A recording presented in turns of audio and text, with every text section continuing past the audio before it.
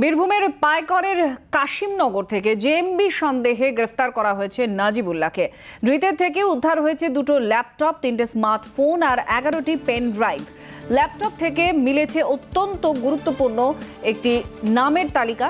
সূত্রের খবর, তালিকা থেকে মিলেছে জেএমবি স্লিপার সেলের কয়েকজন সদস্যদের নাম। বিক্রম দাস আমাদের প্রতিনিধি সরাসরি রয়েছেন আমাদের সঙ্গে। বিক্রম, আবার জেএমবি জঙ্গির খোঁজ পাওয়া গেল এবং অনেক কিছু নামের তালিকা সহ আরো বেশ কিছু তথ্য তদন্তকারীদের হাতে এসে পৌঁছচ্ছে। আপাতত কি বলা হচ্ছে?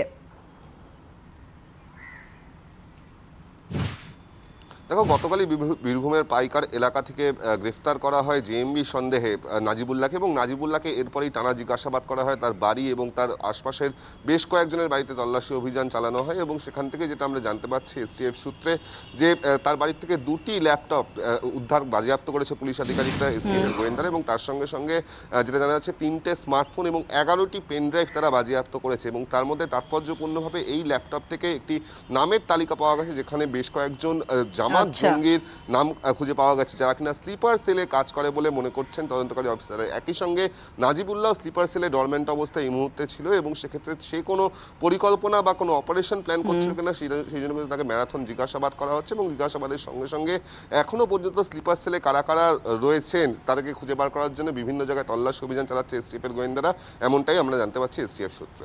ধন্যবাদ বিক্রম।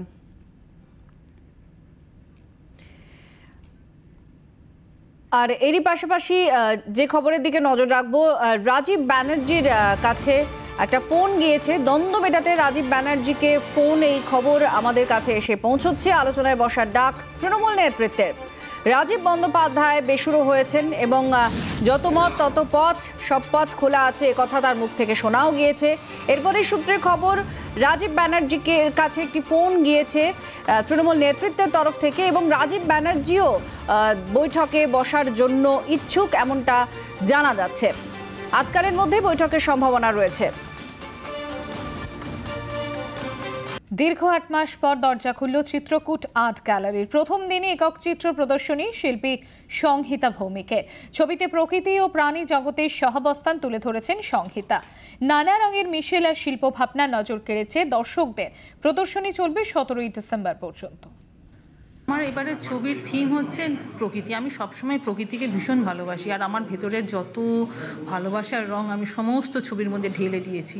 করোনার মধ্যে বাড়িতে বসে বসে খুব এনজয় করে ছবি এঁকেছি। ম্যাক্সিমাম ইউজ করেছি অ্যাক্রিলিক কালার আর স্প্যাচুলা নাইফ।